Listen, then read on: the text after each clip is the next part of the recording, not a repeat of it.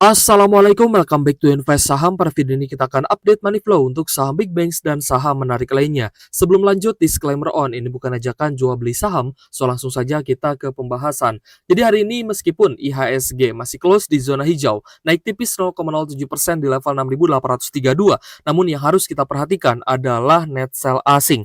Hari ini net sell asing terhadap IHSG di market reguler sebesar 499 miliar, sedangkan untuk market tunai dan negosiasi mencapai 63,9 miliar, sehingga untuk all market net sell 563 miliar. Sejalan dengan pelemahan kurs rupiah hari ini, rupiah kita melemah 0,3%, close di 16.524 rupiah per 1 US dollar. Dan memang cukup wajar ya investor asing memilih untuk melakukan distribusi atau net sell terhadap saham-saham di IHSG, mengingat ketika rupiah melemah, maka investasi mereka akan kurang cuan, guys. Jadi ketika rupiah melemah, ya siap-siap saja. Ya, investor asing akan kembali melakukan net sell atau distribusi dan harga saham juga memang cenderung turun hari ini. So, kita akan bahas guys ya beberapa saham yang menarik untuk kita pantau, tapi kita akan bahas dulu ya terkait dengan kondisi geopolitik ya, di mana Presiden Donald Trump ini masih tetap bersikukuh ya untuk menerapkan tarif tinggi, terutama untuk produk-produk dari China yang masuk ke Amerika Serikat, di mana Presiden Trump mengusulkan tarif 80% untuk China jelang negosiasi di akhir pekan ini. Tentu saja ini masih di angka yang cukup tinggi ya, dan juga membuat ya barang-barang atau produk-produk China yang masuk ke Amerika Serikat berpotensi harganya semakin mahal dan tentu saja bisa menaikkan tingkat inflasi. Hal ini juga yang membuat ya The Fed menahan tingkat suku bunga acuannya di angka 4,5%. Dan Bostik ya disinyalir bahwa The Fed ini akan menahan suku bunga acuan hingga di Juni 2025 nanti. Nah, jadi memang kita pun melihat ya bahwa siklus sell in May yang sering terjadi di IHSG setiap tahunnya itu memang selalu berakhir di bulan Juni. Ya, biasanya di pertengahan Juni saham-saham mulai menunjukkan tanda-tanda rebound. Sehingga kita akan coba membahas ya, terutama di weekend kali ini karena ini adalah long weekend. Ya, Sabtu Minggu kita libur, lalu Senin Selasa juga kita masih libur ya, ada tanggal merah. Jadi teman-teman yang sahamnya ingin dibahas, silahkan tulis di kolom komentar. Mau bertanya terkait dengan metode investasi, boleh saja. Mau bertanya tentang metode trading juga boleh. Nanti kita akan jelaskan ke teman-teman guys ya. Oke guys, jadi saham pertama yang akan kita bahas di video ini adalah saham BMRI atau saham-saham Big Banks terlebih dahulu sesuai dengan updatean kita di hari ini. Tapi seperti biasa di weekend kita akan mencoba ya membahas saham-saham lain yang menarik. Nah, ini kesempatan untuk teman-teman yang ingin request sahamnya, tulis di kolom komentar ya. Nanti kita akan buka komentar teman-teman, requestan teman-teman di weekend di akhir pekan kali ini. Oke guys, jadi terkait dengan sell in May, kita pun akan bahas di video ini. Jadi teman-teman yang ingin bertanya ya terkait dengan sell in May, bagaimana strategi yang paling masuk akal lah untuk kita lakukan ya di saat kondisi seperti ini, silahkan ya bertanya saja di kolom komentar. Tapi kita pun akan jelaskan sekilas di video ini. Nah, jadi untuk Bank Mandiri ya, hari ini ada koreksi 0,4% di level 4.770 ya, dan kita lihat juga ada distribusi yang cukup besar terutama dari investor asing ya, ada CCKZ dan juga TP. Meskipun sebagian lainnya masih ada yang melakukan akumulasi, tapi hari ini terpantau ada net sell sebesar 264,3 miliar. Jadi memang ketika net sell terjadi di saham big banks, kita bisa melihat ya bahwa itu adalah salah satu pertanda ya bahwa akan ada distribusi juga untuk saham-saham lain, terutama dari investor asing. Kalau yang menaikkan adalah investor domestik, lain cerita. Mereka punya target, ketika targetnya sudah tercapai, mereka akan take profit ya, dan itu adalah hal yang biasa ya. Tapi untuk asing agak sedikit berbeda. Asing itu lebih melihat dari sisi sentimen. Itulah alasan kenapa saham Antam bisa melesat tinggi, karena sentimen terhadap emas itu lagi bagus-bagusnya. Di tengah ketidakpastian kondisi ekonomi, baik itu di global ataupun di Indonesia sendiri, harga emas yang meroket tentu saja membuat saham-saham pertambangan emas atau saham-saham yang memang perusahaannya ada bisnis emas, maka kita lihat ya, laba bersih Antam di kuartal 1 di awal tahun ini itu sangat tinggi.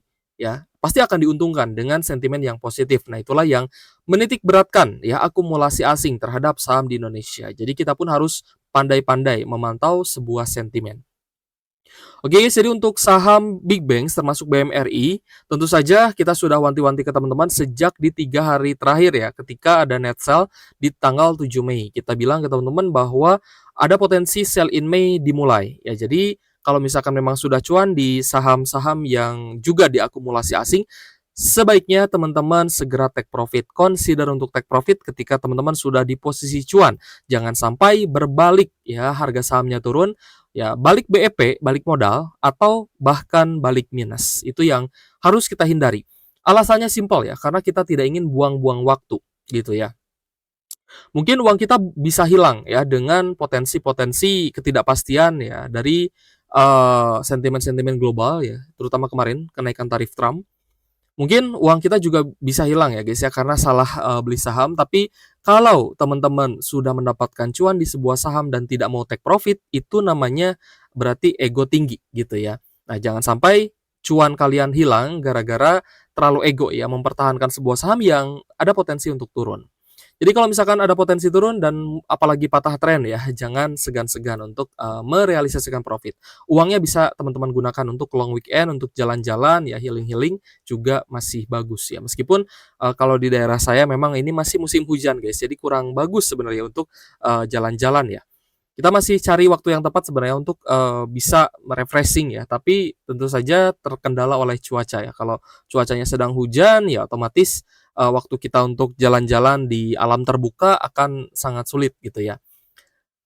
Oke guys, jadi untuk saham BBNI ya, hari ini ada koreksi 0,4% di level 4.100 rupiah per saham. Ada distribusi juga dari asing ya, ZP, PDA, KYP, AHA dan juga BQ net sell 12,8 miliar. Meskipun ya net sell-nya terbilang tidak terlalu besar, tidak sebesar kemarin, tapi tentu kita tetap waspada. Nah, alasan selanjutnya kenapa kita memilih untuk tidak ya entry lagi di saham di waktu-waktu ini dan kita lebih memilih cash ya guys ya. Mungkin sebagian ya bisa kita jalan-jalan ya, bisa kita gunakan untuk jalan-jalan maksud saya. Tapi memang tujuan kita adalah untuk beli lagi saham bagus di harga murah. Itu tujuan utamanya guys ya. Jadi ya daripada kita bosan ya melihat market yang memang kondisinya sedang turun, ya daripada kita bete gitu ya, lebih baik kita pergunakan uang tersebut lah dengan sebaik-baiknya. Untuk investor retail, kalau misal teman-teman bertanya di mana investor retailnya ada akumulasi di beberapa saham big banks gitu ya. Kemungkinan averaging down ya, tapi saya kurang setuju untuk averaging down di waktu-waktu sekarang ya, karena ini masih sangat-sangat nanggung ya. Apalagi tadi The Fed kan berpotensi tahan suku bunga sampai Juni. Jadi lebih baik ya kita akumulasinya nanti di awal Juni saja atau di pertengahan Juni ketika saham-saham sudah di harga bawah. Nah, itu adalah waktu yang tepat untuk beli. Jangan sia-siakan kesempatan ini. Ini adalah siklus IHSG. Selanjutnya BBRI. BBRI meskipun hari ini ada net buy ya, ada kenaikan tipis 1,3% di level 3.840. Kemarin net sell-nya cukup besar. Jadi dengan adanya akumulasi asing hari ini AKCC KZRX ya, net buy 69,5 miliar, tapi ada distribusi dari domestik gitu ya, dan juga beberapa investor asing lainnya. Jadi meskipun hari ini di BBRI ada net buy, tapi tentu saja kita tetap waspada ya, karena ini baru awal sell in Mei ya. Semoga nanti kita dikasih harga murah lagi. Untuk BBRI kita incar di 3.300 sampai di 3.400-an seperti itu. Kita akan memanfaatkan siklus ini sebaik-baiknya, seperti siklus kemarin yang terjadi ya terhadap saham-saham yang anjlok dan bahkan sempat gap down, kesempatan ya guys ya untuk beli di harga bawah. Mungkin yang sudah cuan teman-teman juga ketagihan ya untuk beli lagi di harga bawah, tapi untuk yang masih floating loss ya teman-teman harus coba sesekali gitu ya, beli saham di harga yang benar-benar sudah terkoreksi dalam. Lanjut ke BBCA. Hari ini BBCA ada kenaikan tipis 0,2% di level Rp9.000 per saham. Ada net buy hanya 10 miliar saja, sangat kecil untuk BBCA. Lalu kita lihat juga ada akumulasi ya dari KZ, ZP, OD, dan SQ. Ya, BKAK-nya distribusi. Retailnya ada yang take profit ya seperti arahan kita juga ya, tapi kembali lagi disclaimer on. Semua keputusan investasi menjadi tanggung jawab pribadi masing-masing. Semua risiko ditanggung sendiri, keuntungan dinikmati sendiri-sendiri. Seperti itu guys. Oke, jadi kita harus pintar-pintar ya dalam memanage uang kita, dalam mengelola investasi kita. Ya tentu saja uang kita yang berada di saham jangan sampai keseringan nyangkut. Kita lanjut ke saham Antam. Antam di tanggal 8 Mei kemarin ya sempat beggar ya 104% kenaikan dari level bottomnya. Dan kita lihat ya hari ini ada, kita anggap ini sebagai kesempatan kedua ya untuk teman-teman yang mungkin ingin take profit di harga tinggi. Close di Rp2.680 per saham, kenaikan 2,6%, masih ada akumulasi asing. Terutama akumulasinya dari MG, KZ, dan juga BK, net buy Rp141 miliar. Jadi untuk saham Antam, ya congratulations teman-teman yang sudah cuan di saham Antam dan mungkin masih hold, ya masih ancang-ancang kira-kira kapan mau ambil take profit ya atau mau ambil kesempatan untuk merealisasikan keuntungan. Ya, atau mau tunggu lagi di 2.700, 2.800 ya it's okay ya, tergantung dari keputusan ataupun strategi masing-masing. Tapi kalau misalnya teman-teman masih yakin ya harga emas akan lanjut naik ya monggo saja ya di hold, tapi juga sebaiknya diversifikasi ke investasi emas fisik. Kenapa bukan emas digital ya? Padahal emas digital itu kan mudah ya untuk dicicil gitu ya. Saya tidak rekom ya untuk cicil emas ya, saya lebih, rekom teman-teman mencicil per 1 gram saja ya, meskipun per 1 gram teman-teman itu, kita nilai ya sebagai apa ya, kalau, sebuah negara itu reserve currency guys, ya reserve currency ya untuk, apa ya, mengendalikan ya ataupun menjaga ya nilai kekayaan kita dari inflasi. Nah, jadi harga barang kan terus naik ya, sedangkan emas itu juga mengalami kenaikan yang sama ya. Jadi harga emas ya dari ribuan tahun lalu ya nilainya segitu-segitu aja kalau dibandingkan dengan barang, kalau dibandingkan dengan produk. Tapi jika dibandingkan dengan uang fiat ya maka uang fiat nilainya terus turun. Nah, itulah yang saya maksud untuk, menjaga nilai kekayaan, seperti itu guys. Lanjut ke BRIS. BRIS hari ini kita lihat ada kenaikan 1,8% di level 2.780 ya lebih tinggi dibandingkan closing kemarin karena kemarin juga sempat terjadi koreksi 5,8%. BRIS sejauh ini sampai di area high-nya sempat sudah naik 48%. Jadi lagi-lagi untuk teman-teman yang sudah cuan di saham BRIS sebelum patah tren dan turun di bawah MA50 di bawah 2.620, teman-teman harus consider untuk take profit. Hari ini kita lihat cukup netral meskipun asingnya ada net buy dari BB, BKRX, LG, dan juga KZ, tapi tentu saja ya teman-teman yang mungkin, sudah merasa cukup ya dan sudah take profit, selamat ya, karena kita lihat masih ada investor retail yang ternyata masih akumulasi nih, terutama XL di 2.700-an. Kalau misalkan teman-teman sering nyangkut di saham, berarti harus melakukan evaluasi gitu ya. Kenapa sih saya sering nyangkut di saham? Oh, karena saya belinya di harga tinggi. Dan ketika harganya turun, ternyata banyak yang distribusi, ternyata banyak yang take profit. Saya bagian cuci piringnya karena sering nyangkut. Nah, itu harus dievaluasi, guys. Harus dievaluasi seperti itu. Jadi kita selain memanage uang kita, memanage keputusan ya dalam strategi investasi, kita pun harus bisa apa ya, memantapkan lah ya, memantapkan apakah ini waktu yang tepat untuk beli atau ini waktu yang sangat jelek untuk beli karena sudah di harga tinggi. Atau mungkin ini waktunya take profit. Nah, itu harus teman-teman pahami juga ya, harus direalisasikan, harus bisa apa ya, diadaptasikan ya dalam, investasi kita di saham-saham yang bagus tentu saja. Kita lanjut bahas BBTN. BBTN, apakah ada potensi naik lagi? Kalau misalnya kita lihat hari ini, asingnya banyak yang, net sell ya, banyak yang jualan. Hari ini koreksi sekitar 0,8% saja, masih ada kesempatan untuk take profit di saham BBTN meskipun ada potensi naik lagi, tapi ya jaga-jaga saja karena sudah overbought juga. Kita lihat ya, close di Rp1.150 per saham, koreksi 0,8%. Ada normal akumulasi terutama dari ZPBB dan juga SQ.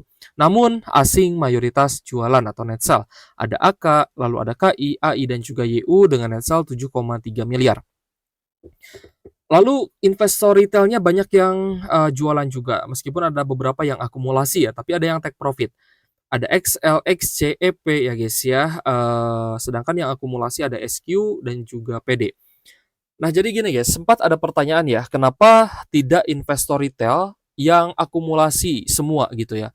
Maksudnya investor retail dikompakan, digerakkan untuk mengakumulasi sebuah saham sehingga nanti harganya naik, ya lalu retail bisa cuan semua. Kenapa tidak dikerjakan seperti itu ya? Kenapa tidak dibuat seperti itu? Sempat ada pertanyaan seperti itu guys. Nah tapi jawabannya sangat simpel ya. Karena dari money flow ini pun kita lihat ketika asing jualan ada perbedaan ya di kalangan para investor retail itu sendiri. Jadi memang dana retail juga cukup besar, tapi berbeda gitu ya. Maksudnya terbagi-bagilah terbagi-bagi, ada yang akumulasi, ada yang distribusi, itu tidak bisa disamakan, guys. Tidak bisa disamaratakan, tidak bisa dikompakan ya. Kecuali ya ada saham yang asingnya net sell jumbo, lalu retailnya bersemangat beli ya seperti Big Bangs waktu itu, waktu anjlok.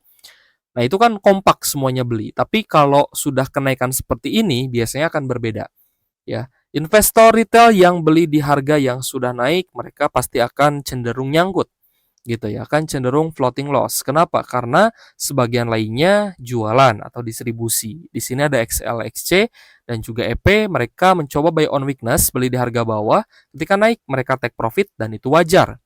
Ya, beli di harga bawah, jual di harga tinggi itu adalah kaidah yang benar ya dalam saham Indonesia. Kalau di kripto beda lagi. Di kripto kan ada open short gitu ya. Ketika harga turun, kita bisa open short ya. Kita bisa short selling lah istilahnya. Ketika kita short selling ya kita ikut dalam harga saham yang turun dan ternyata ya kita dalam posisi yang short gitu ya. Harga saham benar-benar turun, harga kriptonya benar-benar turun ya itu kita cuan ya. Jadi di saham itu ya kita hanya bisa cuan ketika harga saham naik. Itu di saham Indonesia. Nah, jadi untuk saham BBTN kita lihat ya, perbedaan antara retail yang satu dengan retail yang lain akan sangat berbeda. Ada retail yang memang hobinya beli di atas, mereka biasanya keseringan nyangkut ya dan nanti averaging down terus. Tapi investor retail yang cerdas pasti akan beli di harga bawah gitu ya, akan mencoba dan berusaha semaksimal mungkin beli di harga yang serendah-rendahnya. Nah, lalu memanfaatkan siklus yang ada di bursa efek. Ketika siklusnya turun, kita akan manfaatkan untuk beli lagi saham bagus di harga murah.